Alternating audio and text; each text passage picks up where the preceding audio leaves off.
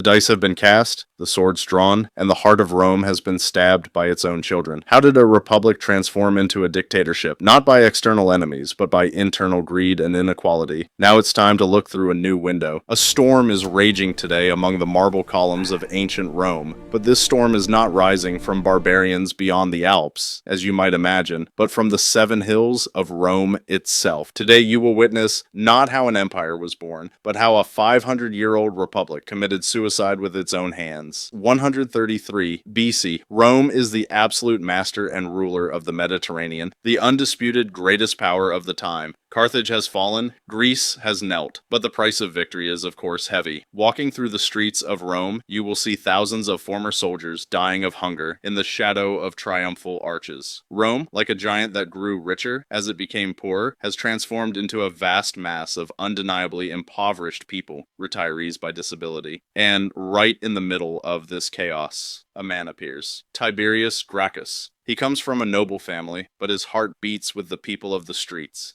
He holds a bill, Lex Sempronia Agraria. His aim is simple, to reclaim the lands illegally occupied by the wealthy and distribute them to the landless veterans, enabling them to regain their place in society, to reward them for their contributions to the greatness of Rome, and to allow them to live like human beings again. Look at the scene. In the middle of the forum, on the podium, stands Tiberius. Directly opposite him is his counterpart Octavius, a puppet of the Senate. When Tiberius puts the law to a vote, Tiberius Gracchus leans towards the crowd. His voice trembles, but he is furious. Tiberius, even the wild animals of Italy have a home, a den to take refuge in, but those who fought and died for Rome have nothing but the air they breathe. Homeless, without shelter, they crawl through the streets with their children and wives. Octavius raises his hand, just a whisper, but as heavy as a hammer blow. Veto. This law will not pass, Tiberius. Property is sacred. This moment marks the end of Rome's centuries-long culture of compromise, the beginning of political deadlock. Rules are no longer solutions, but weapons. Soon after, Tiberius will be beaten to death with the legs of wooden chairs, smashed by the senators themselves. His body will be thrown into the Tiber River like a criminal. The gates of that dark, irreversible path where blood was shed for Rome will open on that day. Tiberius was dead, but the fire he started had not been extinguished, because Rome's problem was no longer just political, but actually a structural cancer. Hungry and desperate people had nothing to lose. Looking down on the Italian lands, the perfect grid patterns once possessed by free peasants, the centuriation, were rapidly disappearing. They were being replaced by enormous agricultural factories called Latifundia. Why was this a disaster? Because the Roman army was built on property. To be a soldier, you needed to own land. As land became concentrated in the hands of the rich, there were no men left to recruit into the army. Rome was becoming a victim of its own victories. The borders were expanding, but the farmer soldiers who were supposed to protect those borders had become unemployed city refugees. Rome's military successes paradoxically brought about its economic ruin. Hundreds of thousands of cheap slaves brought from Carthage and Greece devalued the labor of free Roman peasants. A. Price competition. Cheap grain produced by slave labor bankrupted small farmers. B. Land grab. The wealthy illegally combined ager publicus, public lands, to create enormous latifundias. Unemployed peasants flocked to Rome, forming the Proletariat. They had neither land nor work to protect their dignity. The city became a powder keg, ready to explode.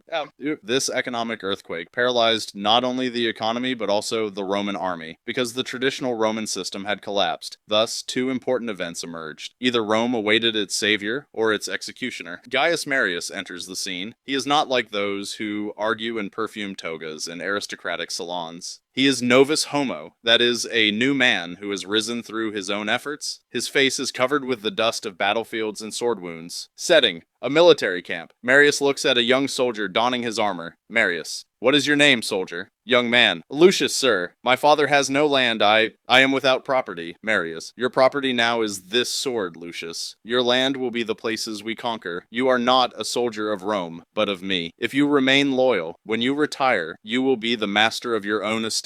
By abolishing the property requirement, Marius transformed the army from a state institution into a professional career. Legally, this transferred the soldiers' loyalty from the Senate to the general. Now, legionaries expected their salaries and retirement lands not from the Senate, but from their commanders. This was the beginning of the end for Rome, because now the armies behind the generals were loyal, not to the state, but to the individual. Marius solved Rome's military crisis with the most radical decision in history. He abolished the property requirement. He invited the poorest segment of Rome, the capite censi, to join the army. He promised them not just a sword, but an identity and a future. Now, legionaries carried their own logistics on their backs, pickaxes, saws, a month's supply of wheat, and heavy armor. They were called Marius's mules. This army was the most professional, most deadly machine Rome had ever seen. But there was a price. These men were no longer loyal to the state, but to their generals who promised them land and retirement. The army was no longer a public institution, but the general's personal property, his greatest political bargaining chip. The first true owner of this monster, created by Marius, would be his former assistant and greatest enemy, Lucius Cornelius Sulla. Unlike Marius, Sulla was the champion of the aristocrats, the optimates. 88 BC, Sulla does something no Roman had ever dared to do before in history. He turns his army's face towards Rome. He violates the sacred boundaries, Pomerium, and occupies the city. As the streets echo with the sound of soldiers' boots carrying torches, the Roman people watch in horror as their own sons turn into invaders. Location, Forum. Sulla is on the podium with death lists in his hand. Sulla, Rome was sick. I healed it with blood. Those on this list are not citizens, but cancerous cells of the state. The crowd is silent. A man sees his name on the list and collapses to the ground. Sulla's lictors draw their swords.